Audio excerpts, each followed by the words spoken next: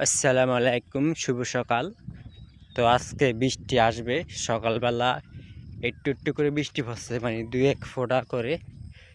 তো মানুষে ধানগুলা দাইছে, যারা দাইছে দাইয়া হাতের মধ্যে থুইছে তারা ধানগুলা কিন্তু ভিজে যাইব।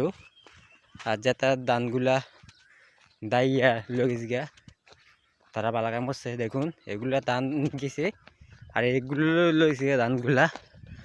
আর আরও ধান আছে, ফাঁকি রয়েছে ধানগুলা। এগুলা যদি না দাইতে পারে তাহলে বৃষ্টিতে ক্ষতি হয়ে যাব, অনেক ক্ষতি হয়ে যাব। তো বৃষ্টি আসমান গাদলা, সকালবেলা মেঘ পড়ছিল অনেক।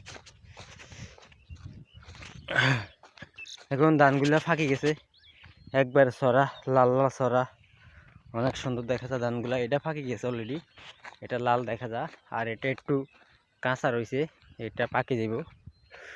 পুরা পাথরের মধ্যে ধান ফাঁকি গেছে, কিছু আছে কাঁচা কিছু ফাঁকা। আর অনেক মানুষে ধান দাইয়া ধুয়ে রাখছে ক্ষেতের মধ্যে। কিন্তু সকালে যে বৃষ্টিটা আসছিল, বৃষ্টি যদি বেশি করে আইতো তাহলে কিন্তু ধানটা ভিজে যেত। যত বৃষ্টি অল্প একটু আইছে, বেশি আসে নাই।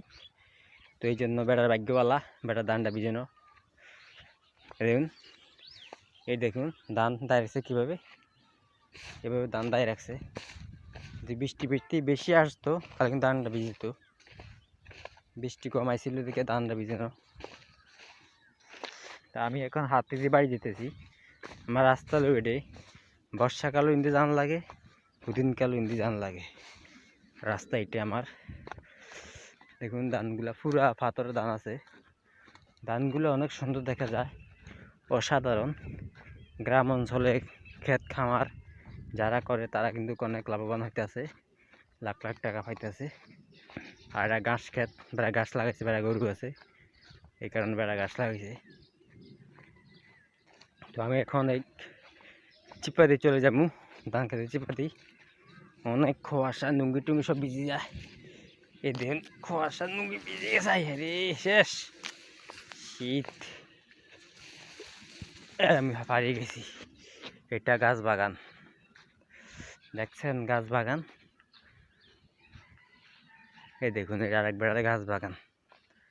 গাছ বাগানটা অনেক সুন্দর দেখা যায়, অনেক গাছ আছিল, প্রচুর গাছ আছিল। তো আমি এখন বাড়ি চলে এসেছি।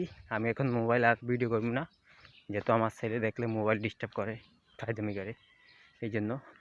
তো সবাই ভালো থাকবেন, সুস্থ থাকবেন। পরবর্তী ভিডিওতে দেখা হবে। আসসালামু আলাইকুম, নিরাপদ থাকুন, ভালো থাকুন।